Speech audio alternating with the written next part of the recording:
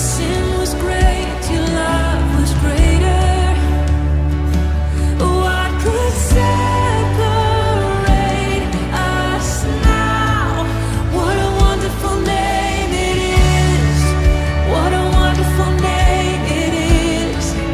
The name of Jesus Christ, my King. Graça e paz, igreja, Deus abençoe. Estamos aqui mais uma vez para nós gravar mais uma edição da nossa escola da Cosmovisão Cristã, né? Nós estamos abordando o assunto da história da igreja. Quero agradecer a Deus esta oportunidade ímpar, mais uma vez aqui reforçar isto, né? Que, como eu falei já em outra aula, como dar um estudo sobre a história da igreja a nível eclesiástico dentro de uma congregação é um desafio muito grande, né? Porque geralmente esses estudos, né, esses estudos teológicos, geralmente eles fazem parte de uma escola teológica, né, de nível acadêmica ou até nível médio eclesiástica, né? E nunca, geralmente não faz parte do ensino da igreja, ensino local, né? Então é um desafio nós estarmos aqui ministrando a história da igreja e que eu acho um dos capítulos, das matérias mais importantes da teologia cristã.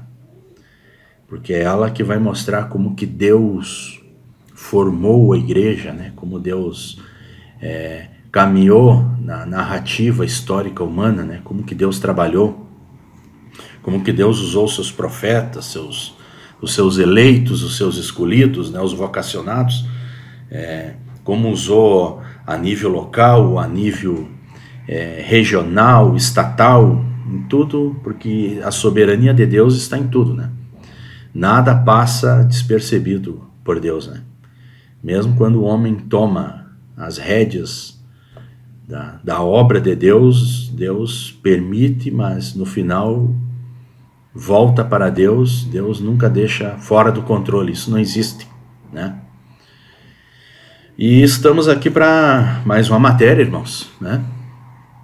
Nós percorremos aí 5 séculos da igreja e encerramos aqui o período antigo da igreja, né? Que são os primeiros 5 séculos da igreja, e agora nós vamos entrar na Idade Média, né? Teve assunto que falar, né, sobre esses primeiros 5 séculos da igreja, que são fundamentais. São os principais eventos históricos da igreja, são a principal literatura, porque ali está a Escritura, está os apóstolos, né? Ali está a história de Jesus Cristo. Então é a parte mais importante da história da igreja, está nesses primeiros 5 séculos. E o que aconteceu logo depois, que é a era pós-apostólica, que nós falamos, né? Dos pais apologistas, dos pais apostólicos, né? Dos pais dogmáticos, né? Que são as 3 divisões ali, que nós já abordamos isso. E alguns eventos, né, que aconteceu durante esses séculos, que foram os principais eventos, né? Os movimentos heréticos, né? O marcionismo, o donatismo, né? A questão ali da trindade, os concílios, né? Nós falamos sobre os concílios, os 4 primeiros concílios, que na verdade são 7 concílios ecumênicos até o século VII da igreja. Abordamos ali os 4 primeiros concílios, né? Que é o concílio de Nicéia em 325, depois vem Constantinopla 381, depois vem Éfeso e Calcedônia 451, e eles ali abordam as questões teológicas mais importantes ali que nós falamos, né? Que é a natureza divina do Pai, do Filho e do Espírito Santo, né? A questão ali da união hipostática de Cristo, né? Que ele tem as 2 naturezas, 100% humana, 100% Deus, divino. Então as 2 estão em harmonia perfeita, não tira uma, né? E não coloca a outra, as 2, né? Então Jesus tem essa união hipostática perfeita, divina. Então tudo foi abordado, a divindade do Espírito Santo ali no concílio de Constantinopla, tudo. Então como igreja, né? Aí teve os pais apostólicos, toda a doutrina em relação ao pecado, a salvação, foi tudo definido aí. E principalmente o cânon das Escrituras, né? Que praticamente levou 300 anos para desenrolar o cânon, mas a gente vê que quem estuda minuciosamente esse período vai perceber que de fato não foi o homem que praticamente conduziu, né? Conduziu ali que fosse formado exatamente esse livro que temos hoje, que é essa Bíblia que nós temos, esse cânon que foi formado. A gente vê claramente ali que não tem praticamente ali uma intervenção humana. Existe ali uma como é que vamos dizer assim, o homem fazendo a obra de Deus, né? Fazendo essa obra, sendo usado por Deus, né? Sendo um vaso, né? Um canal para observar as Escrituras, ver, mas quem de fato dirigiu isso foi o Espírito Santo de Deus, foi Deus. Então, a narrativa a gente vai ver, por isso que eu digo a história é importante para isso, porque a gente vai olhar para ela e vai perceber que realmente Deus tinha que estar nesse negócio, que o homem sozinho, um grupo de homens, eles não poderiam ter tomado essas decisões que eles tomaram, e sem que a presença de Deus estivesse ali. Então isso é muito importante, por isso que a história da igreja é importante, porque a gente acaba vendo o Messias, a gente acaba percebendo Deus em toda essa narrativa. Ele é o centro de tudo. Nós somos simplesmente os vasos, nós somos os canais, nós somos usados por Deus. E aí a gente vê claramente que a obra de Deus está sendo feita, né? E no homem simplesmente ele é um vaso, né? E é isso que eu acho interessante na história da igreja. Então esses 5 primeiros séculos ele encerra, muito importante, os pais ali, né? Agostinho de Hipona, os 3 capadócios ali, né? Que são os pais do Oriente, são os principais, né? Falamos ali do movimento do monasticismo, que agora também na Idade Média já vão desempenhar um papel muito importante, principalmente o monasticismo ocidental ali, de Benedito, né? De São Bento, que praticamente ele vai influenciar toda a teologia ocidental. Então, e aí nós vamos aqui encerrar esse período antigo da igreja, e ele vai encerrar exatamente no ano 476 da era cristã. E esse ano ele é marcado pelo quê e por quê? Ele é marcado pela queda do Império Romano. Amém? Então, no ano 476, ele vai ser o marco, vai sair o mundo antigo, a Idade Antiga, e a partir dessa data de 476, que é a queda do Império Romano, agora vai entrar a Idade Média. Tá? Vai entrar um novo período da história da humanidade. E essa Idade Média, que alguns teólogos, nem todos, usam essa divisão, né? Tem uns que não usam a divisão, a Idade Média é uma só, né? Ela vai até o período ali do Renascentismo, ou do Iluminismo, ou da Reforma Protestante, né? Mas tem uma divisão nele que é chamada da Alta Idade Média e a Baixa Idade Média. Então, vai começar no ano, a Alta Idade Média vai começar no ano 476 da Era Cristã, e ela vai encerrar no ano 1054 da Era Cristã, tá? Porque aí a gente não se perde, a gente tem 2 marcos e a gente não se perde. Quando a gente for olhar para a história, a gente tem ali uma régua, ali uma medida que a gente consegue se situar melhor e acaba percebendo melhor os movimentos, né? Os que vai acontecer durante esse período. E o ano 1054 da igreja ele é marcado pelo chamado cisma da igreja, né? É quando começa ali o rompimento da igreja oriental com a igreja ocidental. Então, queda do Império Romano em 476 até 1054, isso é chamada Alta Idade Média. Tá? Uns vão colocar ainda que é em 800, né? Tem alguns que vão colocar ali que é no ano 800. Tá? Também não é errado fazer essas divisões, nenhuma delas estão erradas, né? Porque o ano 800 ali, o imperador Carlos Magno vai ser coroado, vai ser o que vai fazer as maiores reformas do cristianismo, do pós-cristianismo, que vai entrar numa decadência. Então, no ano 800, Carlos Magno ali vai fazer uma reforma, e inclusive uma reforma cultural na Idade Média. Ele vai ser o responsável, depois nós vamos falar um pouco sobre isso. Então, nós temos essa divisão. A Idade Média, 476, 1054 até o ano 1453, que de fato daí é a queda de Constantinopla, né? Os árabes vão entrar ali na Turquia, e ali vão tomar de fato ali Constantinopla, e aí aquela igreja, já houve uma cisão antes, né? A igreja ortodoxa já tinha rompido com a igreja ocidental, e aí agora eles vão para o lado de lá do Oriente, no extremo Oriente, lá vão para as regiões da Ásia, lá, da Rússia, antiga, agora a Rússia, e ali vai ser a igreja ortodoxa, né? Ali vai nascer a igreja ortodoxa. A partir de 1054 isso vai ser definitivamente concretizado. Irmãos, a igreja na Idade Média, ela vai tomar outras proporções, tá? Então a gente sabe que no ano 391 o cristianismo foi transformado numa religião oficial do Império Romano, né? O imperador Teodósio, né? Como eu falei também, nos primeiros 4, 5 séculos, né? Quem oficializou o cristianismo como a religião oficial do Império Romano não foi Constantino, tá? Há um equívoco, muitas vezes aí, de alguns que acabam fazendo essas narrativas, há um equívoco nisso. Constantino, ele simplesmente pacificou a igreja cristã no ano 313 no Edito de Milão, né? Ele simplesmente pacificou.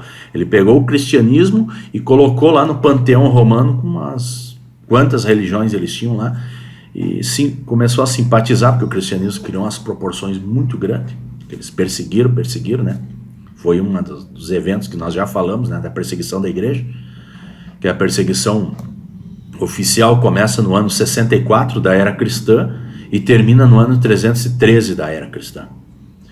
Então, no ano 391, Teodósio oficializa o cristianismo como a religião oficial do Império Romano. Agora, esse cristianismo passa a se tornar cristianismo para se tornar uma cristandade, tá? Esse conceito, cristandade, nós já falamos, é a união entre o Estado e a igreja trabalhando juntos, isso é uma cristandade. Porque antes o cristianismo era só uma religião, era só a fé, a crença. Agora não, agora ela vai fazer essa mixagem, agora ela vai se unir ao Estado. A religião e o Estado vão andar juntos, isso é chamada cristandade, tá? A partir desse momento a igreja começou a se organizar e ganhar força no continente europeu. Nem mesmo a invasão dos povos bárbaros, né, germânicos, né, principalmente no século V, atrapalhou o crescimento dessa cristandade, como eu falei antes. Então, durante a Idade Média, a Idade Média, então, ela vai percorrer o século V até o século XV, isso é a Idade Média. Até uns chamam isso o período das trevas, os 1000 anos das trevas, a Era Negra. A Era Negra do mundo, da igreja também, esse período, porque esse vai ser um período bem tribuloso, né? Há muitos eventos, muitos fatos que vão ocorrer durante esse período, né? A igreja estatal conquistou e manteve grande poder, possuía muitos terrenos, propriedades, obras de artes e outras riquezas, poder econômico, né? Então a igreja que antes era perseguida, né? 313, e aí logo depois, uns 100 anos depois, ela passa agora a perseguir. Inverteu a polaridade, né? E como ela se torna a igreja estatal, e ela vai ganhar uma força enorme, imensa, a igreja nunca teve um poder estatal tão grande como vai ter nesse período agora da Idade Média, irmãos. Amém? Então esse, na verdade, eu já quero aqui adiantar aos irmãos que esse é o estupim do iluminismo e do renascentismo. Ele é o principal elemento de propulsão do humanismo no século XV e século XVI. Ali do iluminismo, do renascentismo e depois do iluminismo, né? Então, o que vai motivar essas mudanças comportamentais, filosóficas a nível de mundo? O que vai fazer com que haja essa transformação no século XV e XVI? o principal fator será a igreja dominante durante a Idade Média. Porque a igreja vai dominar todos os setores agora. Essa igreja estatal, ela vai haver um domínio assim que ela vai ocupar o poder de umas dimensões e proporções mundiais. Tá? Que pena que nós vamos ter um estudo mais exaustivo, mas tem muita aula para dar. Então a gente vai fazer somente um panorama mesmo. Mas olha, aqui tem assunto para ministrar sobre esse período e a igreja durante a Idade Média. Então, a igreja estatal, né, como falei, foi conquistando também, agora não só almas para o reino de Deus, mas foi conquistando terreno econômico e geográfico. Amém? Influenciava de forma determinante, intensa e constante nas decisões políticas dos reinos, poder político, né? Interferia na elaboração e na execução das leis, poder jurídico também, tá? E estabelecia padrões de comportamento moral para a sociedade, o poder social. A igreja vai entrar em todas essas esferas, ela vai ditar nessas esferas. Veja bem o nível de poder que essa igreja tinha, né? Como era a religião única e oficial, a igreja estatal, com sua cristandade, tá? Não o verdadeiro cristianismo. Não o verdadeiro. O cristianismo é uma coisa, irmãos. Tá? Esse é o cristianismo que a gente tenta pregar hoje, o verdadeiro cristianismo, a fé verdadeira. A cristandade não. A cristandade já tem a ver muito com a igreja estatal, né? Com esse poder estatal. Como era a religião única e oficial, a igreja estatal, com a sua cristandade, não o verdadeiro cristianismo. Não permitia opiniões e posições contrárias aos seus dogmas. Agora já começa o quê? Impor. Começa já uma imposição da igreja. Então ela já perde o foco, né? Aquele mandamento de Atos dos Apóstolos, né? Que Jesus disse, vocês serão as minhas testemunhas, aquilo já não está mais sendo daquela forma. Eles têm uma vida como que condiz a vida de Jesus, né? O ministério de Jesus, e através dessa influência da vida deles, eles converteriam as nações. Não, agora seria uma coisa mais imposta. Então tu vê que já mudou o negócio, né? Como era absolutamente verdades que, segundo a igreja estatal, eram verdadeiramente incontestáveis, né? Isso vai causar um transtorno muito grande lá na frente. Aqueles que não obedeciam, né? Não obedeciam, desrespeitavam, questionavam as decisões da igreja, eram perseguidos e punidos. Olha só. Principalmente, irmãos. Quem eram os perseguidos desse período? Eu já falei numa outra aula, eram os pagãos, que não tinham religião nenhuma, né? Os muçulmanos e os próprios judeus. Veja bem, os judeus fizeram a primeira perseguição da igreja lá atrás, vocês se lembram? Que teve uma perseguição física, a perseguição religiosa e a perseguição filosófica. A perseguição religiosa que a igreja teve foi dos próprios judeus, como ela foi dissidente do judaísmo, Jesus era judeu, então um dos perseguidores da igreja foi o próprio judeus. Agora a igreja passa a perseguir os judeus, como ela está no poder, ela exige que esses povos se convertam ao cristianismo, passam a forçar eles a se tornarem cristãos. Para quê? Porque para vocês serem cidadãos agora desse império, vocês têm que serem convertidos à igreja. E aí já vai começar um grande problema, né? Irmãos, então essa alta idade média, a Idade Média é a Idade Média que também ela vai ter um cenário muito importante, né? Que vai ter aqui no nosso mapa, né? O mapa 2. Então o mapa 1 antes a gente falou sobre ali o panorama da idade a alta Idade Média e a baixa Idade Média. E aí nesse mapa 2 nós vamos ver aí a expansão do Império Romano, como que o Império Romano deixou a igreja, né? Com todas essas, em volta do mar Mediterrâneo, tudo ali, que foi influência, porque foi ali o progresso do Império Romano que permitiu que também a igreja expandisse para essas regiões, pelo norte da África, para a Espanha, ali os países europeus, os francos, os germânicos, aqui na região da Itália, parte da Ásia, né? Então tudo aqui em volta desse mapa, né? Aqui a igreja cristã ela ganhou terreno em todo esse território, que era exatamente onde o Império Romano teve a sua expansão. Então a igreja aproveitou o Império Romano e se expandiu dessa forma. Então, amados irmãos, dois eventos que eu quero só citar para nós fazer esse panorama. Aí nas próximas aulas vamos pegar os eventos que aconteceram durante a Idade Média, os principais, né? E as cruzadas, né? Alguns movimentos monásticos principais. Vamos citar aí os principais eventos, alguns avivamentos durante a história, durante esse período, porque a igreja ela foi fraquejando depois, né? Ela foi perdendo a verdadeira fé, então ela foi esfriando. Porque a igreja se torna estatal, ela vai automaticamente, ela vai se esfriar, porque a igreja ela tem que haver adoração pura, sincera. E quando isso não acontece no grupo que se chama igreja, automaticamente esse grupo vai esfriar, irmãos. E a única forma do cristianismo voltar às suas raízes é o quê? É voltar a Jesus Cristo, né? Se render a Ele. Voltar ao primeiro amor, praticar as primeiras obras, como diz o Apocalipse, e buscar uma fé autêntica e viver isso de novo. Não há outro caminho. Não há outro caminho. É voltar esses caminhos da piedade, do verdadeiro Deus, né? A verdadeira adoração. Não existe outro caminho, ou vai se apostatar de vez e vai perder a salvação. Amém? Então, no ano 800, como eu falei antes, né? Então, que vai ser...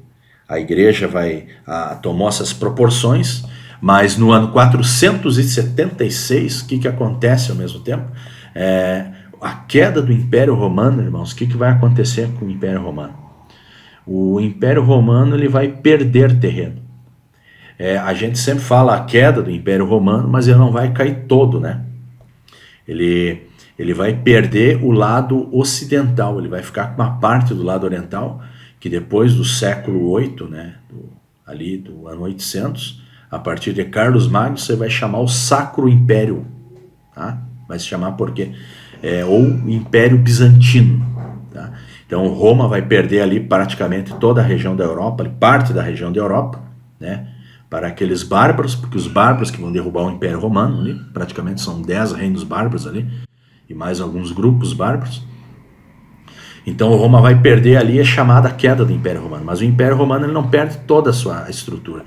Ele vai ficar com uma parte ali no Oriente, né, que é chamado o Império Bizantino. Então isso ele vai ficar ali até o ano da queda de Constantinopla e vai diminuindo, mas vai permanecer ainda um pouco. Mas então, até o ano 800, né, aí vai assumir Carlos, o imperador que vai ser nomeado pelo Papa Leão III, que é o Carlos Magno, exatamente no ano 800 da era cristã, né? Isso, na verdade, foi no dia 25 de dezembro, foi no Natal. Carlos Magno vai assumir o trono, e a partir dele ele vai restaurar novamente. Vai tentar restaurar, ele vai fazer um grande progresso, como se nunca houve desde Teodósio, né? Do império ali de Teodósio ali, que estava um império grande para o cristianismo. Carlos Magno vai chegar muito próximo aí.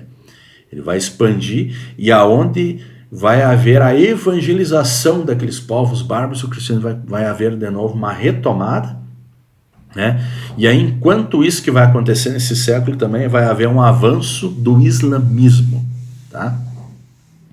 E aqui que eu quero falar um pouquinho, para nós encerrar um pouco só esse panorama, para o nosso estudo, né? Então, a queda do Império Romano, em 476. Então, o Oriente, daí no Oriente, irmãos, vai surgir um movimento na Pérsia, isso aí entre o ano 570 e 611, que é o movimento de Maomé, tá? Maomé que nasce essa religião islâmica, né? Antes eles eram um grupo, eles eram umas tribos, né, muçulmanas que tinha, mas agora não. Agora vai nascer a religião islâmica. Isso vai nascer entre o século 6, né? Então, praticamente ali entre as cidades de Medina, né, e a cidade de Meca, que são as cidades onde ele vai fazer que Maomé vai fazer. Eu não vou entrar em detalhes ali, mas praticamente o Alcorão ele tem duas fases, né? O Alcorão de Maomé ele tem duas fases. Tem a fase da paz, né, que dizem que é a paz, que ele escreveu quando estava em Meca ali, que ninguém quase ouviu, que ele diz que que ele ouviu de Deus, o verdadeiro Deus ali, o Alcorão, e tem a fase de Medina, então ali é a fase da espada. Então tu vai ver que o Alcorão ele tem essas duas interpretações. Tem ali as frases de paz ali, as palavras de orientação de paz, e tem as palavras da espada, que foi quando ele peregrinou em Medina. Depois de Medina ele volta para Meca, faz uma grande batalha, em conflito, né? E aí toma Meca. É isso que mais ou menos acontece nesse período, que aí nasce o islamismo com força. Inclusive a data do calendário do Islã é a partir aqui de Maomé. O calendário do islamismo é a partir de Meca, né? A partir da revelação de Maomé. Para os judeus é ali no Monte Sinai, né? Eles recebem a lei de Deus, e para nós o cristianismo é a partir de Cristo, né? Então nosso calendário gregoriano é a partir. Interessante. As 3 maiores religiões do mundo, os calendários são estes, então, que são os marcos, né? Então aqui nasce no Oriente, e esse grupo islâmico agora vai ocupar bastante terreno que a igreja teria ocupado aqui na Idade Média. Então vai haver um domínio. Primeiro o Maomé, quando sai de Meca, ninguém escuta mais ou menos essa história. Ele vai para Medina ele ganha força. Aí quando ele volta com a espada, faz bastante batalhas no meio da Pérsia ali, ganha território, ganha toda a Pérsia. Quando ele domina a Pérsia, tá? Ele aí começa a atacar o mundo. Tá? Maomé, os muçulmanos começam a invadir o mundo para ocupar o mundo. Então o primeiro país ali a ser ocupado foi Damasco. Eles subiram ali para Damasco, isso foi no ano 635, tomaram Damasco, né? Depois vieram para Antioquia em 637, olha só, uma das principais cidades do cristianismo. Antioquia, eles tomaram Antioquia. Desceram em Jerusalém, lá em cima, desceram para Jerusalém. Em 638 eles tomaram a Cidade Santa, que aí vai começar um outro problema, depois que nós vamos estudar sobre isso, sobre as cruzadas. E Alexandria, eles vão lá para o norte da África, por lá, e vão começar a tomar o norte da África. Veja bem, irmãos, lembre que o norte da África nós tínhamos igrejas importantes ali, né? Ali em Cartago e Alexandria, que eram os bispos ali, lembra? Então essas igrejas, agora os islâmicos vão invadir o norte da África e vão tomar ali. Alexandria em 642, Cartago também em 642 eles vão tomar, que era uma das principais igrejas, que inclusive era a igreja do Donato, né? Do donatismo, que nós falamos na última aula. Agora eles vão tomar essa igreja, os muçulmanos, e vão chegar até a Espanha em 711. Eles vão tomar a Espanha. Amém? Então eles pegaram uma boa parte que o Império Romano tinha em ocupação, o islamismo tomou. Tá? Depois vai haver uma batalha de Tours, né? A famosa batalha de Tours. Aí ali o islamismo houve um choque ali, eles pararam um pouco. Então o século 8 até o ano 1054, dá o cisma entre Constantinopla e Roma. Então até aí as igrejas estão com esse conflito aonde é o centro religioso do cristianismo, aonde é o centro do império, né? E ao mesmo tempo agora eles estão com um grande inimigo na Ásia e na Europa, né? Na Europa os bárbaros já tinham derrubado, mas eu digo na Ásia e norte da África, agora os muçulmanos tomaram. Veja bem, a igreja perdeu o terreno. Então essa alta Idade Média praticamente encerra com a Europa tendo esse mapa, esse terreno aqui. Tá? Século 8 ali, então o imperador Carlos Magno vai tomar, vai haver uma reforma. Inclusive esse imperador é o imperador que começa a fazer as reformas culturais da igreja. Muito importante isso, tá? Ele vai fazer essas reformas culturais, que é muito importante. Ele vai voltar para a música, para a arte, para a literatura, para as universidades. Ele se volta muito ao estudo. É Carlos Magno que é o responsável por isso. A partir dele começa a nascer as universidades, as escolas teológicas. Ele vai haver um ressurgimento cultural teológico através de Carlos Magno, uma contribuição muito grande. A partir dali a igreja vai tomar uma nova forma até nós chegar ao cisma da igreja em 1054. Amém, irmãos? E eu quero deixar aqui um pouco esse panorama, essa divisão, para nós começarmos a entrar nas próximas aulas e vocês se situarem um pouco nesse espaço e tempo da Idade Média. Tá? que vai cobrir então o que? O ano 476 até o ano 1453, tá? Que é a queda de Constantinopla de fato. Daí. Ali os muçulmanos vão tomar também. Mas até ali, irmãos, durante esse período, nós vamos falar nas outras aulas, daí aqueles reinos bárbaros que derrubaram o Império Romano, eles vão ser cristianizados depois. Tá? Quem até vai fazer muito esse papel aí vai ser os beneditos, né? Dos monges beneditinos, que são os maiores missionários do Ocidente. Eles vão se tornar os maiores missionários desse cristianismo e eles vão evangelizar a Europa. Eles vão ser o responsável por esse processo de evangelização. Tá? Muito interessante, então, a gente entender por que se desenhou ali o continente europeu e asiático, por causa de todos esses movimentos. Então, espero ter dado aqui um pouco da nosso panorama, para depois nós começarmos a entrar nos pontos específicos nas próximas aulas, do que aconteceu, né? E aí nós vamos ver ali que depois do ano 1054, irmãos, do cisma da igreja, o ano 1094, depois vai começar as cruzadas, tá? As cruzadas serão e vão ser uma resposta da igreja e do imperador, do sacro imperador, ao avanço do islamismo, porque o islamismo já tinha tomado a Terra Santa, Jerusalém, Antioquia. Então agora a igreja vai criar um movimento, nós vamos falar um pouco sobre esses movimentos, o que são eles, né, nas próximas aulas, porque na verdade as cruzadas é uma resposta à invasão árabe dos muçulmanos, tá bem? Então aí eles vão lá, vão tomar Jerusalém de novo, depois os muçulmanos vão lá, tomam Jerusalém e vão ficar naqueles embates lá até tomarem a Terra Santa, tá? Então praticamente as cruzadas vão nascer com esse propósito. Daí nós vamos falar um pouco sobre isso nas próximas aulas. Aí vai haver o cisma da igreja, né, em 1054, vai nascer a igreja ortodoxa, que vai para o Oriente, fica a igreja romana, né? Mais adiante essa igreja vai haver uns grandes conflitos ali na igreja, praticamente aí a católica romana, né? Haverá muitos conflitos nesse período, até eles até o século XIV e XV eles estarem na formação que eles estão hoje. Muita água passou por debaixo da ponte.